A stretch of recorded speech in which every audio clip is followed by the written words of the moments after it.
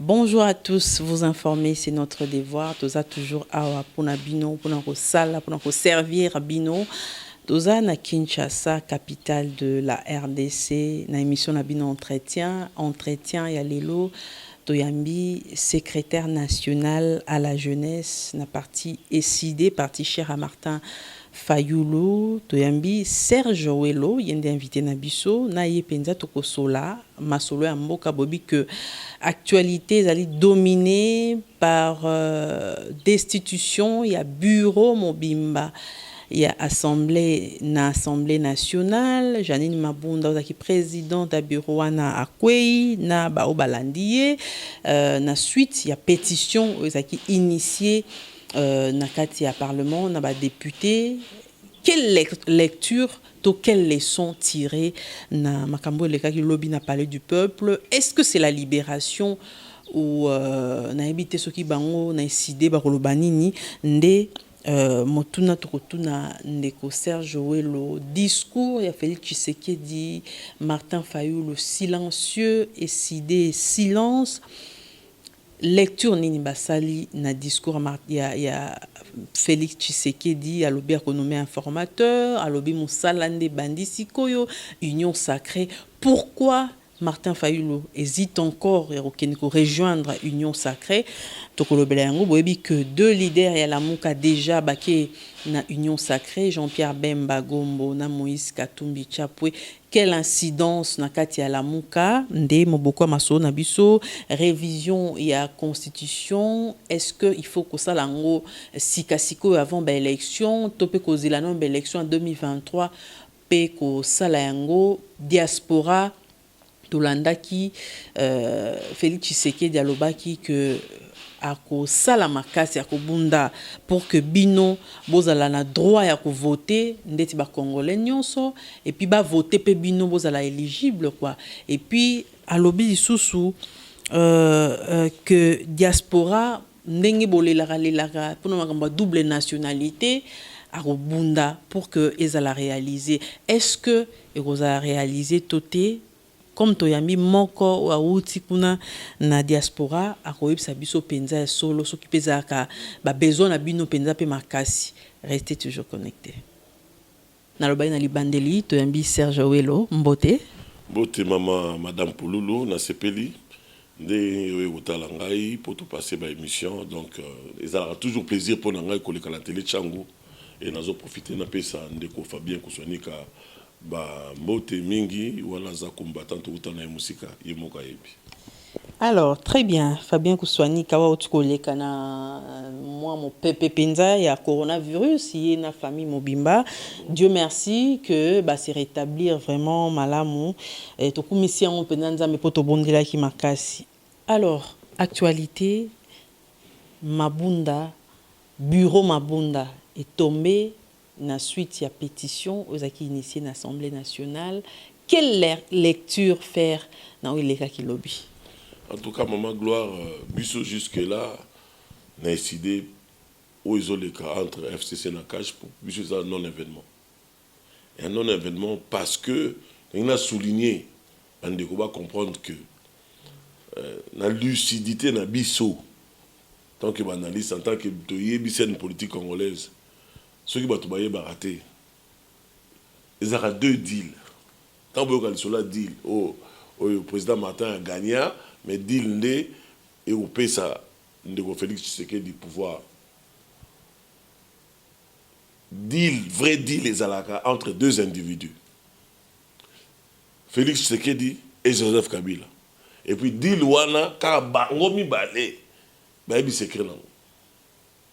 Parce que masse ignorante et au monde ah non FCC dingi kajité il y a un deal où il y a Félix na Kabila na deal où il y a FCC kajité ça veut dire où ba Kabund ba salaki na ba Nehemi donc ils ont un secret moko où yo Kabila na Félix bango moko ba yebi donc ba colite na mon ba yebi bien monté donc FCC ba partisan la bango na cache ba bunda ka bazo bunda bituma ba yebi vérité bituma te vérité bituma on les a Félix na Kabila. Alors, pour la biso non événement, parce qu'il faut deux fois élever l'esprit plus haut pour comprendre les enjeux. Et nous avons décidé, bureau d'études, même M. Salah Ramakasi, tout dans le bureau d'études, comme organe. Il y a réflexion, il y a parti. Donc, ils ont un événement, Bitumba, entre deux braqueurs électoraux. Un braqueur, ça veut dire, bateau, Ibaki, peuple, victoire, naïe. Ou ba pesa qui a un maboko à président élu. Mais Bitumba, la bango, t'es bisoté. Biso, toko tala bango. Toko lobate, toko tala bango. Babundi. Ceux qui moko, longa moninga, bomi moninga, tango otikala. Ils ont déjà affaibli parce qu'il y a Bundi Ming. Ils ont payé un coup de grâce. Qui met un abisso, qui met un président élu, et ça qui met un mot stratégique. Parce qu'il faut payer sa temps, il y a besoin d'informations, il y a besoin de renseignements. Parce que la situation est complexe. Il est très complexe.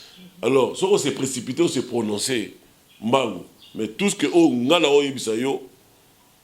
et ça qui est analyse personnelle, les gens quand il y a parti ici d'été, que ils ont théâtralisation de la scène politique. Na élection lo ba vanditi 0 r yo lo ba théâtralisation ba irne ngona ba voter. Parce que FCC cachit. Ne ba osala ba partisan Kabila na Tshisekedi ba yebe loko ba bundela te. Mais Kabila na Tshisekedi ba na secret na bango ba yebi. Donc biso to élever esprit na biso to comprendre que ba enjeu ils sont tellement complexes que Togo s'est prononcé si côté. Togo s'est prononcé parce que le président Martin Tsobenga est Kabola Bitumba. Ah bon? Kabola Bitumba. Donc, Togo la bango boye. Babenga ngomboa, asumboa. Tango tolobaka chaque jour que président Martin Lobaki c'est une alliance contre nature. Et cette alliance Yamabé. Alors depuis février 2019. Alors, Bandima Gibisote. Tant que tu as gagné l'élection, le président Mafa a gagné l'élection. Le l'homme qui le FCC le bien clairement. Pour Bitumbo et Bandi entre Bango, non, nécessité. Non, ça continue. Bitumbo yo, Oyo, Babandi yo, Oyo Zalango Bandini. Au moment où on va signer, Ndeko Félix a signé à Genève. Balobara qui Oyo, Moutou, Oyo a s'écarté. Moutou a trahir. Aux pauvres. Aux pauvres, ils ont libabé. Baza D. Qui t'a la signature. Mon co libabé, ils ont 20 ans de prison. Vous comprenez aux pauvres. Nous avons souhaité ma bien dans des colangaï, dans Félix T. Kassi. Aïe, baki makambo a signé. Yé moka le bakango le 29 septembre 2018. Na boulevard triomphal tant bango ni so basanga na mbala liboso alobaki ki oya ko trahir a Rozolikama. Mais il est temps à Sosola. Ndeko Félix il est temps à Sosola parce que maluba oya biso bakepe na Genève ba signaki. Mais est-ce que ça à sosolité parce que à sosolité guerre na bango zalonga début balobaka toyebaka mukolo guerre bandaka. Mais tant que c'est là, tu es habité. Donc, yé Félix, Aza, Moto, Oyo, il faut abandonner ce sola. Félix, ça sonne de qu'on a biso. Biso, tout ça qui n'a pas ma cola, papa, il tient Moukola reçoit courage. Pour que nous avons président élu Martin Fayulu, pour nous sangalater. Bon, tu n'appelles Félix. Pour la nini, aux autres courage, au sosola, solo. Mais sosoli déjà ndeti bandeko ba mingi ba lobby vraiment touro ndenge a lobby qui a nommé informateur au monde que ezali déjà rupture nazo bisawe za rupture te Ndeko Félix a pour modèle de jurisprudence de Kabila oh nyonso Kabila za osala Félix a osala Kabila a violé la constitution Félix a violé la constitution plusieurs fois la nomination la prestation de serment à juge même informateur. Premier ministre a démissionné, mais ce qui a nommé informateur, c'est une violation. Violence, au monde de l'IDPS, n'a pas wewa. Violence, c'est pas ça. Quand je ne sais pas bien des gens. Oh, nous sommes Kabila, nous Félix, violence, corruption, mbongo corrompre les députés. Donc, autre baka, blanc, bonnet, bonnet, blanc. Il y a moi, il y a grand prêtre, grand esprit. Mon idole Etienne Tshisekedi wa Mulumba. Oh, il avec ses papas na esoni. Bitumba bozolo bakazo bunda contre Kabila.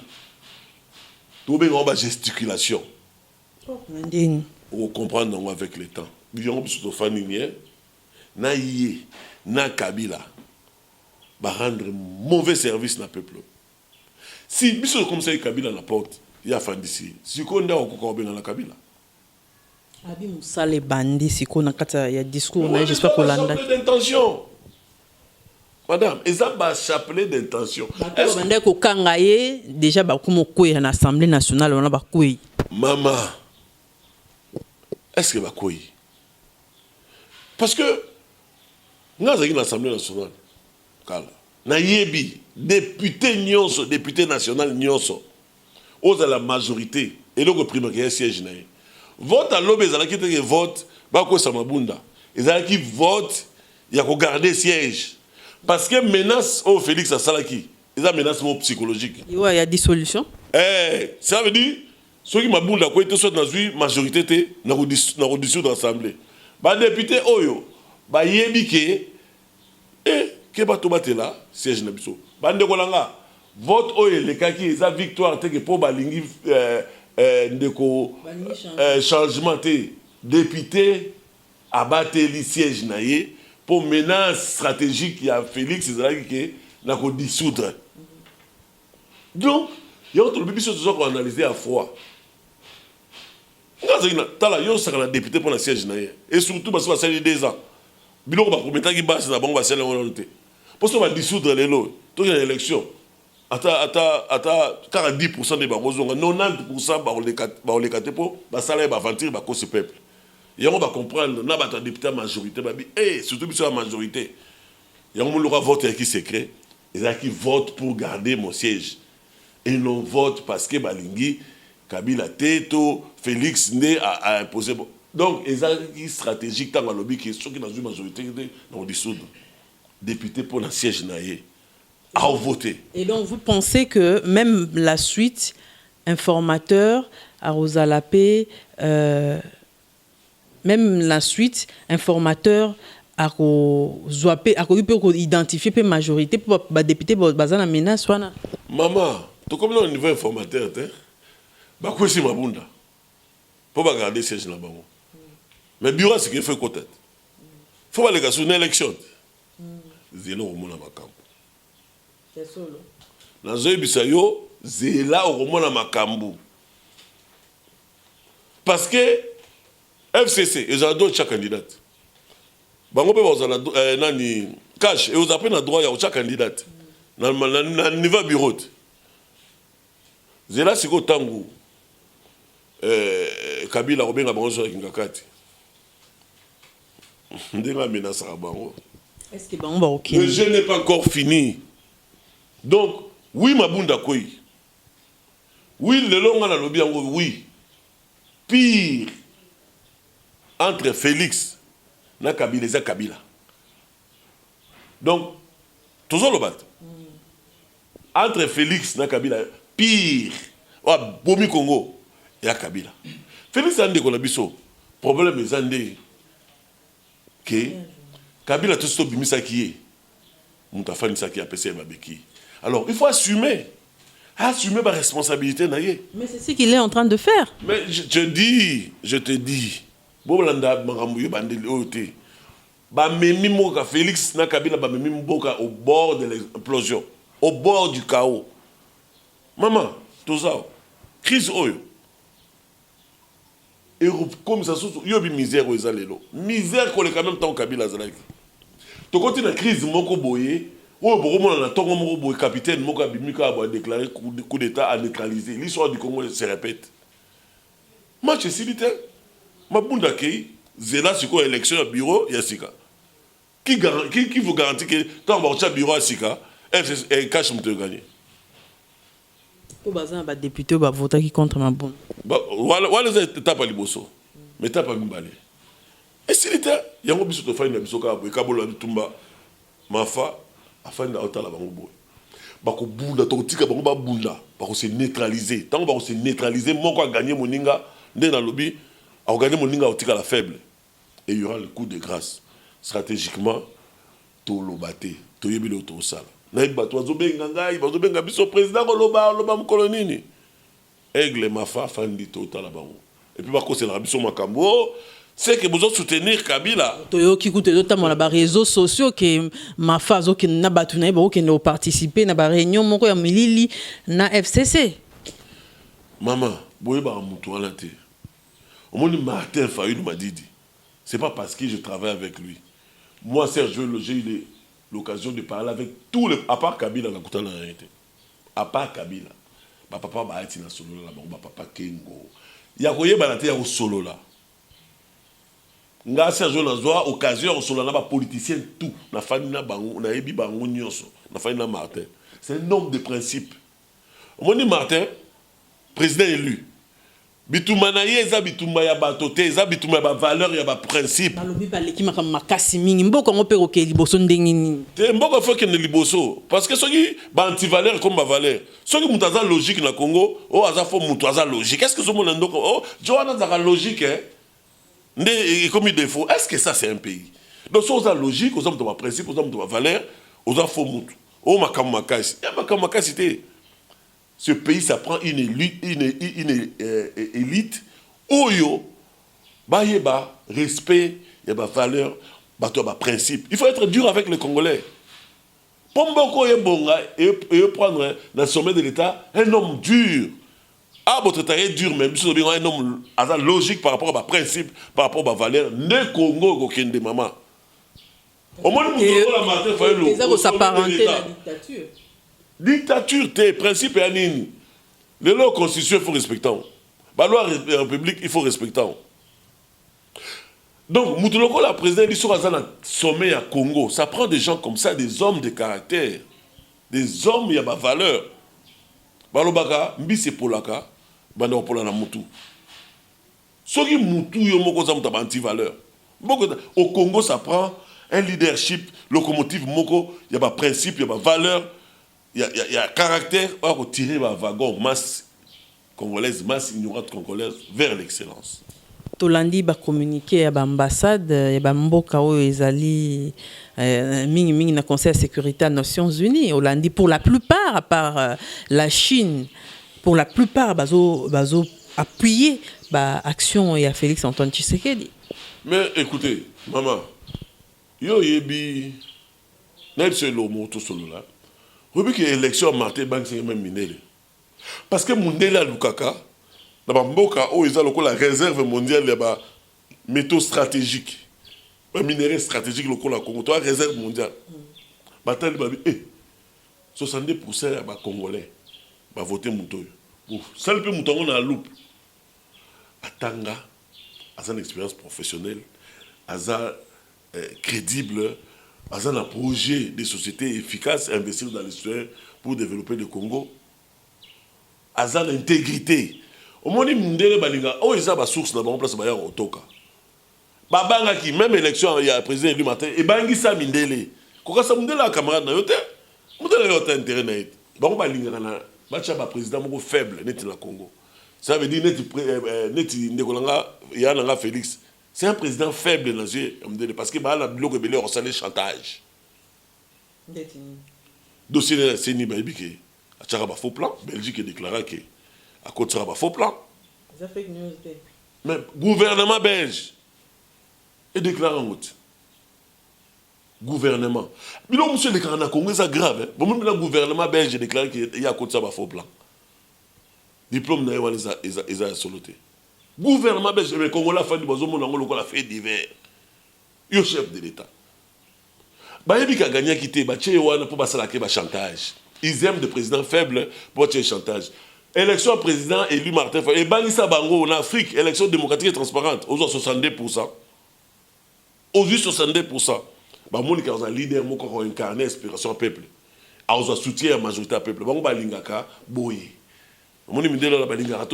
crise. Il a un chef chantage. Chantage pour les biloko.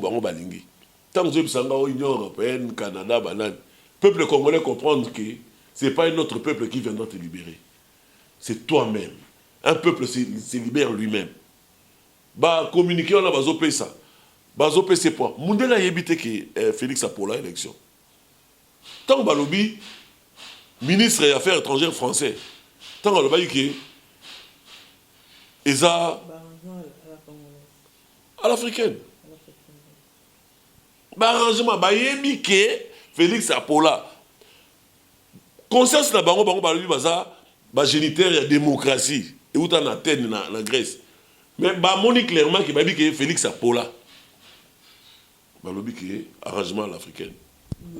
Alors bah toi là ta ba lobby net ngai bo bah toi là ta ba lobby ba soutenir Félix. Ba soutenir de ba soutenir Félix. Bah on peut pas soutenir Kabila. Alors bon bah ta la intérêt là. Ba ba sangate mais peuple congolais a yebi nani a votaki. Nani a ça qui voit. Vous comprenez le Zolba. Peuple congolais a yebi. Bah ça la stratégie. Peuple eux va aplatir yé. Va clochardiser yé. Congolais comment clochardiser de manière que à côté le matin pendant 24 heures pour atteler là le kuta, atteler la tricherie. Et les blancs, bah occidentaux, ils en sont conscients. Yango tant que sango bamdele balobi mundela ebite que Martin Gagna mundela ebite que Félix Atricha mundela ebite que Dil Bassara na Kabila du mal peut sortir les biens. Maman, du mal peut sortir du bien. Non maman bosanango. Moi je crois pas à Félix. Je te dis je crois pas à Félix aza grand ngai.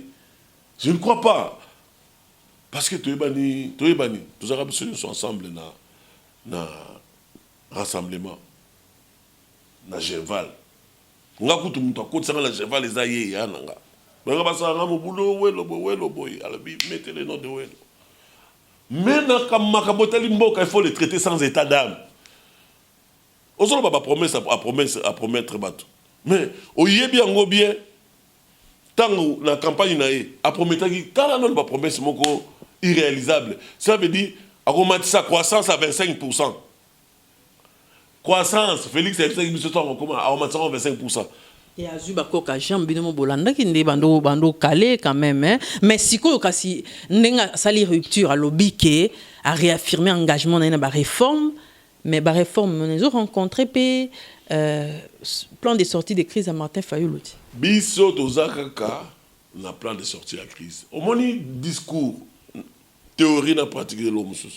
Oh, Ndeko Félix a salaki dans discours ne babé on va chapelet d'intention. De la même manière à promettre qui ba chapelet d'intention. Mais pour la diaspora tayomo et pas la diaspora quand même à lobby il faut battre la makambo il y a ba vote parce qu'il va voter à côté. Ba voter à côté. Ba on peut pas voter pe bango. Maman gloire, c'est du populisme, c'était un discours populiste. Double nationalité. C'est sans prétention.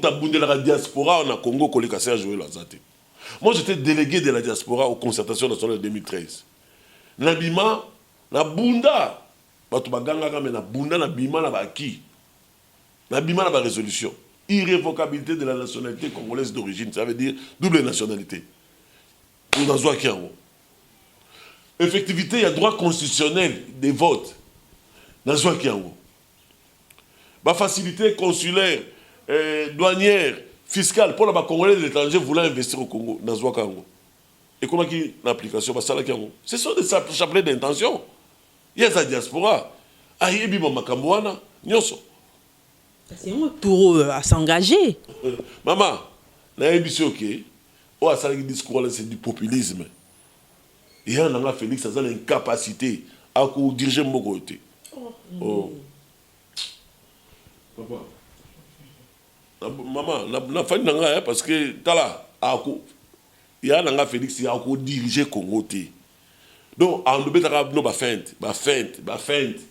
Kaka boazola tsabi. Tant balobi ga ça des mandats. Monte que siko lobby 2 ans après musa les banda siko total nan.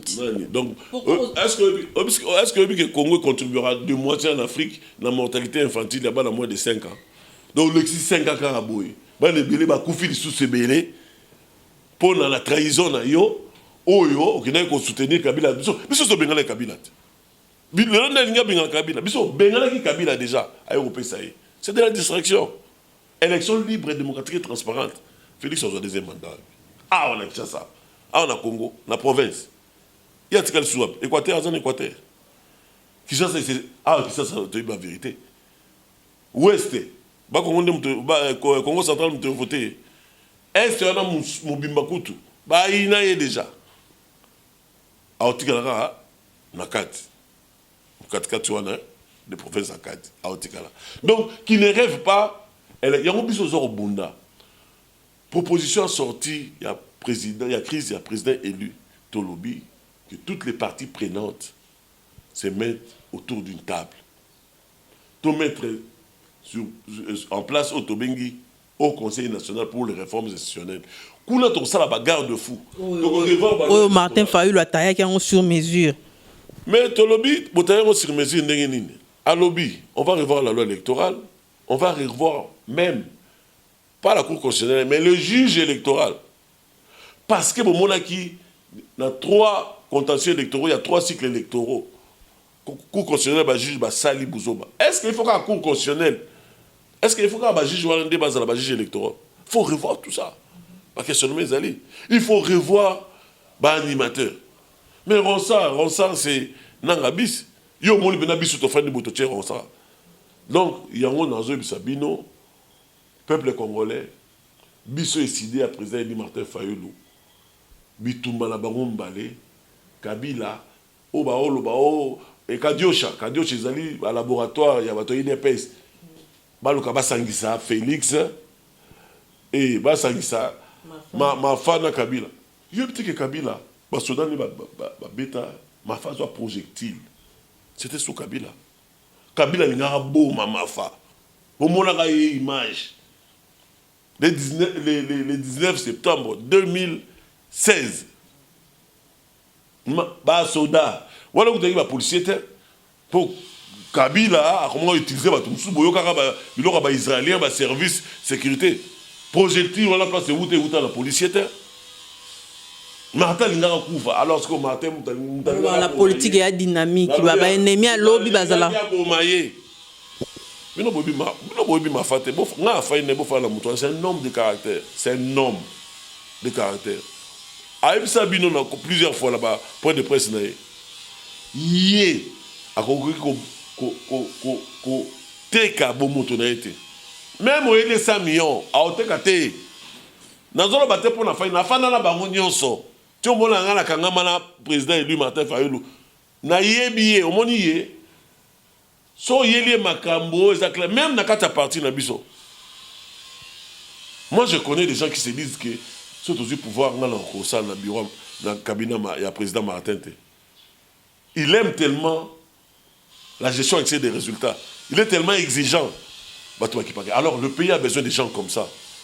Oh, il a été que oh non parce qu'il a petit na yo, ouais le pire petit na raté. Il m'a dit comme ça. C'est tu m'amènes pas les résultats, je te déplace pas en orbite. Tu m'amènes les résultats. Donc, on va avoir méritocratie. Le Congo a besoin d'un homme comme ça, un homme de caractère, un homme de principe, un homme de valeur. Serge Ouello, secrétaire national à la jeunesse, Nakatia SID, parti cher à Martin Fayulu. Que pensez-vous, Nabato Bazo, Loba, que sorti, il y a crise, il y a les canaux tripartite, Joseph Kabila, Félix Tshisekedi, Martin Fayulu? Bon. Tant qu'on le but tripartite, moi je comprends, je vois déjà le dialogue. Normalement, un vrai démocrate ne peut pas refuser le dialogue. Mais il faut un dialogue inclusif et sincère, dialogue franc. Parce que le dialogue fait partie c'est l'une des vertus cardinales de la démocratie. Consultation, de Konfacha Salaki. Parce qu'il y a format nango. C'est lui le problème. Il y a un problème. Christ commis pour l'élection, il y a Zala à se passer au-dessus de la mêlée. Et puis, à consulter Batou pour avoir une décision.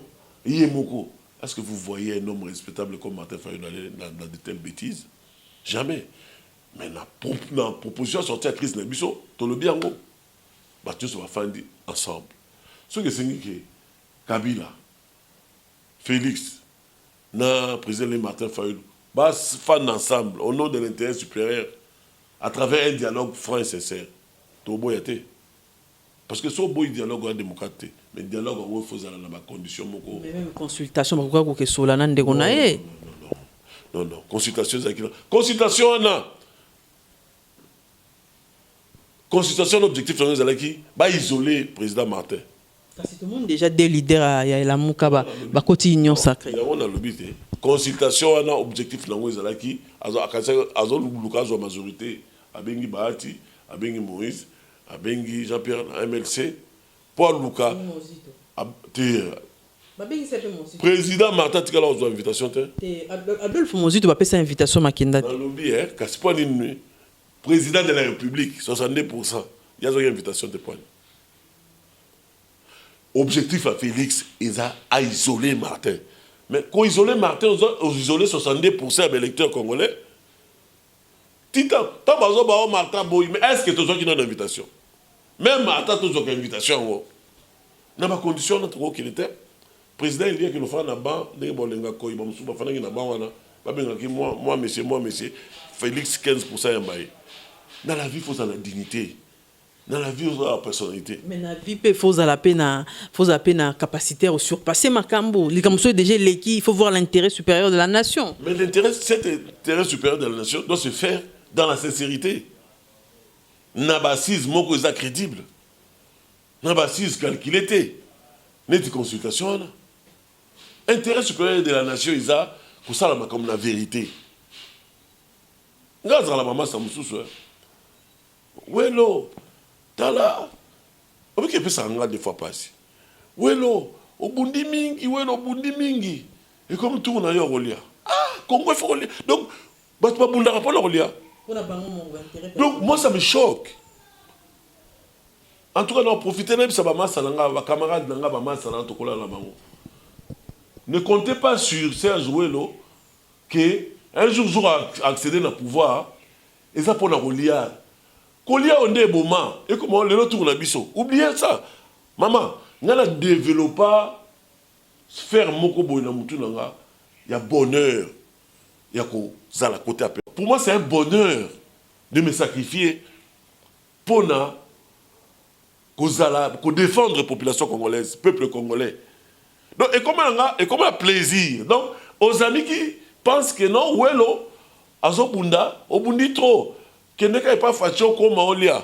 suis désolé, vous serez déçus. Il faut qu'il y ait une poignée de gens qui doivent savoir dire non à la bêtise. Papa, bande de Konabiso va souffrir, pas si dans le Congo. Un humain, à cause de la politique de Bundate, on a Akoma Elia. On a vu Marshal Mobutu, le plus grand président d'Afrique. Mais, on a au Maroc. Lui qui enterrait ses généraux avec face au Congo, il était enterré pas moins de 30 personnes. Il était abisoté. Yango Malouba, Oiza Malouba, Otosolola, Moutapé Sanga Moralouana, président Martin Fayulu. Après ça, un exemple. Donc, ceux qui sont sur la politique économique, aux hommes Bunda, Paulia. Et bon peuple Oliani. Moi, je suis déçu, des fois, je suis estomaqué. Au moins, la masse a commis, au moins, la bengi, au salika assembla. Mais ça, c'est une amertume. Voilà. Alors, Naoto Loba, deux leaders, il y a la Mouka, Bakei, Union Sacrée. Pourquoi Martin Fayulu tarde toujours à rejoindre Baninga? Incidence ni Rosala, Nenge, ba leader, on a mis balé, Balongo, dans Katia. Bon, Balongo était, mais rejoindre quand même le camp de la patrie, Nenge, Baoloba, Union Sacrée. Pour dire vrai, au moment où la Mouka a déjà fissure et Salemaga, depuis Réunion Motos à la Belgique, na Brenne la le. Parce que la Mouka est bossée qui plateforme électorale. Tant que le résultat mouillé biba pesi, to le bino to comme plateforme politique. Et ça les man na Brenne la le. Mais la plateforme politique on s'entend déjà que bah tendance c'est comment il me balait. Président Jean-Pierre Bemba, le président Moïse, on va connaître la tendance qui est excusez, tout ça la opposition républicaine. Mais comment yo muto bundi makasi boy lokola kulutulanga Jean-Pierre Bemba? Yo l'opposition républicaine. Boyebi ki ndeko na bino muta gagnaki. Pourquoi boyika ki mpi côté na combat ya vérité des urnes? Ce qui le long de Moïse nan de Bemba bazaki ba tchaki bena motema ba combat de la vérité des urnes. Et tika la yika na président élu na Adolphe Muzito. Bango mibale, ba le biso to ça l'opposition té. Surtout ça l'opposition directement de facto to reconnaître Félix Gadion. Biso to ça la résistance. Ya on a vu ça rabato. Et si des biso to ça l'opposition té to ça la résistance. Deuxième chose, au lobby point à rejoindre l'Union sacrée. Président Moïse, il y a un arbitre. Arbitre à Boyaka, troisième faux pénalty. Tu veux dire qu'il m'a beaucoup. Troisième faux pénalty, ça veut dire que Kabila a s'est représenté troisième fois. À Boyaka, tu veux dire la caille. Et l'autre, moi, ça l'a. Mais, le même arbitre, les loyaux, Bia Orgé, Félix c'est maintenant Orgé boy. Akangi ba le bout la filet. Arbitre akangi misu. Yango biso ba la kinto lobi arbitre te binda. Voilà. Todo sukiza. Na entretien na biso na mwana mboka Serge Welo Oazali, secrétaire national à la jeunesse na kati ya SID ya Martin Fayulu. Pour na tosukisa bandeko ba mituni pe ba question ebele Martin Fayulu azoloba te bino pe bozo continuer koloba que bozaka na résistance. Quel avenir pour le pays? Bozo mona ndenge nini? Qu'est-ce qu'il faudra faire? Message nous ko lancer ba Congolais baza inquiet jusqu'à présent bazo baté mboka ngo tozo kende lengeni. Message ngo na repesa yo, na repesa caméraman. Tant que le peuple congolais a comprendre que il faut à la prière qu'on se sacrifier, même qu'on sacrifie vie pour la génération future. Congo changer. Tant que les Congolais a osé na kubanga, les grands prêtres Etienne Tshisekedi na bossa la honte mko la bosso na monaka c'était le 27 avril 1990, tant que Marshal Mobutu Sala a discours, il y a.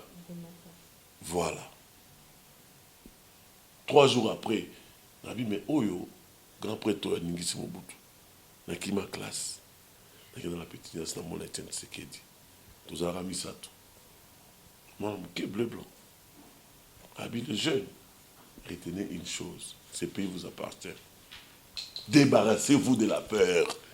Et le quoi Congolais, yo, ozali, na mboka na yo. Congolais, ozali la richesse na yo. Congolais, Congo, ozali yo. Bichon, on a décidé de l'obaka. Lorsque nous parlons d'un peuple, ce n'est pas une simple populace qui passe son temps à boire, à manger, à danser. Permettez-moi de parloter en langue des églisettes qui pullulent partout au Congo. Nous, à décidé de Martin Fayulu, lorsque nous disons peuple, c'est un ensemble de citoyens conscients de leurs responsabilités. Bisson a décidé, pour Mboko et Bonga, nous avons un objectif. C'est de faire le peuple congolais ce qu'on appelle peuple patron, peuple gendarme et gardien jaloux de son patrimoine. Parce que le peuple qui se développe au monde sont ceux qui revendiquent au quotidien leurs droits, qui savent contrôler de manière responsable les dirigeants et les cas échéants, les sanctionner. Biso Tolobaka, vous savez c'est qui un citoyen gendarme? Un citoyen gendarme, c'est ce citoyen qui est prêt à se débarrasser des gouvernants délinquants, à s'abattre sur les premiers gouvernants délinquants. Biso Tolobaka, il y a une voie qui n'est pas encore explorée. C'est celle de la participation citoyenne. Des révolutions. Donc, peuple, azala peuple gendarme. Peuple gendarme, azala gardien jaloux à patrimoine, na Congo za patrimoine na ba richesse, bato baza oyiba, lelo bazolo bao, caméra bima. Oui, akende, toi la yaya na ngai, tozala mawana yo zobela. Mais ce que isko ba plan zwa ki peuple, il faut que c'est la peuple. Ezalaka bo akende susane so ake kuna tikali. Yo landa ite balbai qui soit à côté prison pour la FCC. Ngama kamwana na bité sozo ki biloko ya peuple il faut zongisa. Toujours compatir na maladie aux alango, mais kobima peut-être parce que je libana mais avant bima aux zongisa ba plan. Ba plan la biso ba plan na yo. Congolais kobima yo matin. Tolo barake, biso décidé tolo barake. C'est l'absence d'un peuple jouant pleinement ce rôle de patron qui est à l'origine des dérives que nous connaissons depuis l'assassinat de Lumumba aujourd'hui. Yango biso tolo baka. Il faut, peuple congolais, il y a impératif de transformer au préalable le peuple congolais en un peuple conscient de son rôle, de sa mission, de sa place en Afrique, dans le monde d'aujourd'hui et de demain.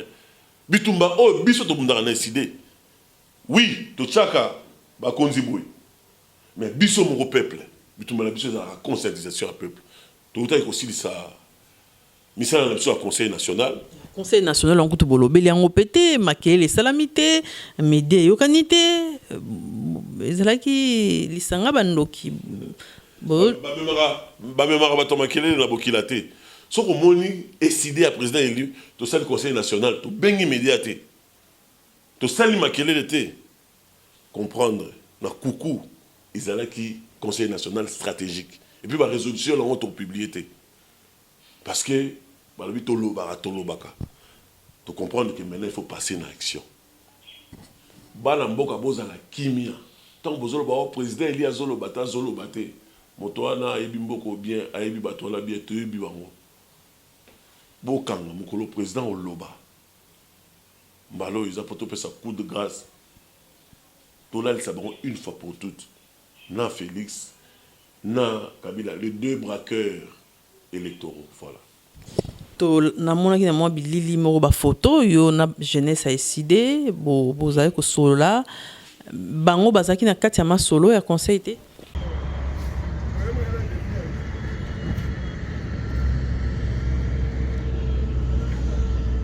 avec SID c'est encore possible avec SID c'est encore possible avec SID c'est encore possible c'est encore possible c'est encore possible.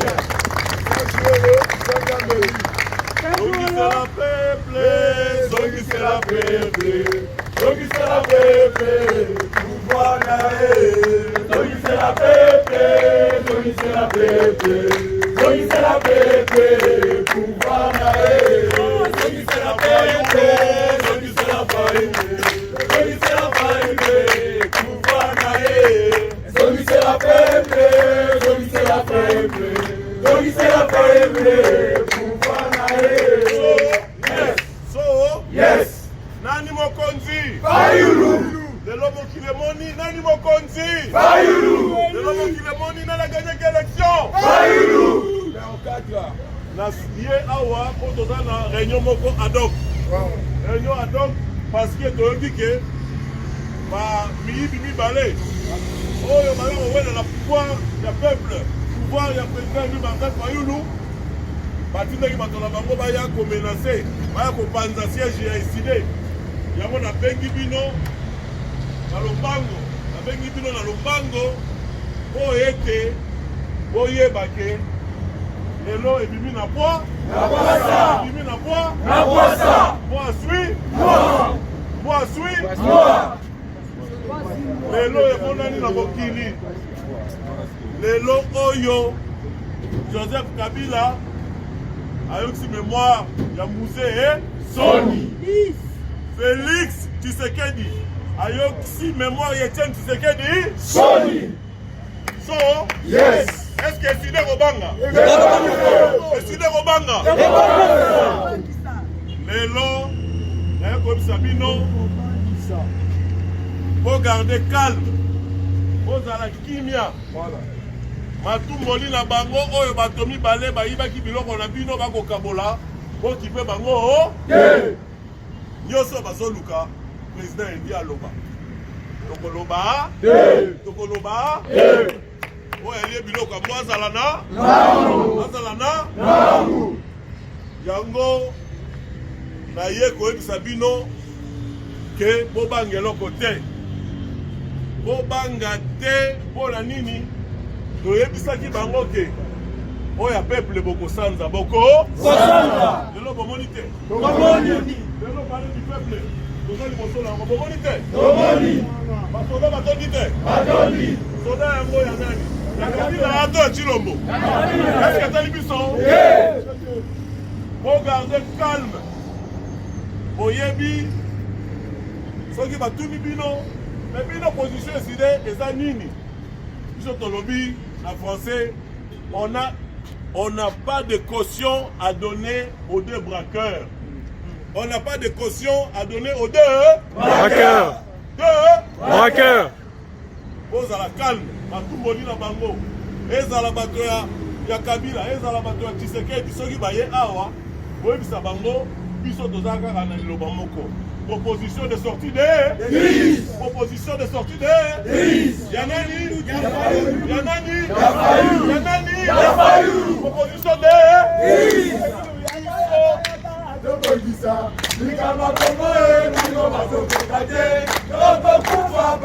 Omoni na la responsabilité de notre secrétaire national de la jeunesse parce que la jeunesse c'est le poumon du parti. Et puis mingi okoma na ba terrain comment okita penza boye na wenze na sika boye ozokita mobilisation il y a quelque chose qui se prépare.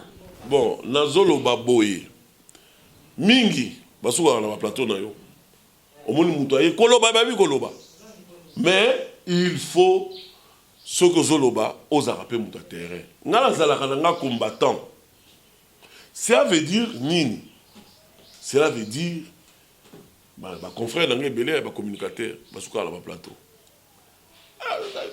Fachi Kabila doit partir mais combien de temps il y a un quota on a un quota ba masina ba kaluka d'ailleurs dans zokota kingabwa week-end dans zokota kingabwa donc zobanga te kingabwa ne za fief IDPS na MLC tu mets en 2011 au bachaki te mena 2011 tant on a quitté kingabwa ba yebi bazo kao debout na combattant maman na la fière na la combattant ça veut dire na communicateur il y a plateau il faut contact la population il faut pour le peuple congolais ayeba ce qui représente son pays peuple congolais ayeba que nous sommes une des réponses il y a 5 défis à millénaire parce que les congolais a comment tellement désespéré andimate que na mboko yo betida bazo bourse azara congolais lelo andimate que na bano surtout ba jeune ba botami mikolo so yebise que kala muto zaka étudiant mais la bourse n'est allé ça moi sina bana so nga que des vacances à autour de Bumbashi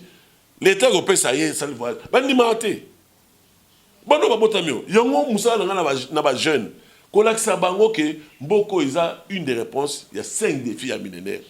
Pas à faire dans mboko la bango nous sommes une réponse il y a des défis énergétiques lelo inga ba inga 3 wana so ba fungole ba turbine nyos ça éclaire toute l'Afrique et une partie de l'Europe. Lelo oyo nous sommes une des réponses il y a défi autobengi et il y a contre bitumba contre la faim hein na mokili. Mais le Congo a 80 millions d'hectares de terres arables, exploitées même pas 11%. Nous sommes une des réponses. Il y a des défis environnementaux. Le Congo, c'est le deuxième poumon écologique après le Brésil, le poumon vert. Nous sommes une des réponses. Il y a pénurie de l'eau. La prochaine guerre mondiale sera peut-être celle de l'eau. Le Congo, lui seul, regorge 53% d'eau douce d'Afrique.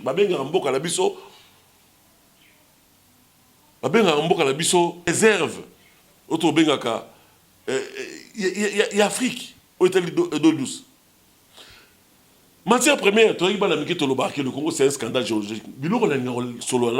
La population, n'a pas espoir que Mboka na Bango, ils ont réponse, il y a un monde, mais Bango, baza pauvre.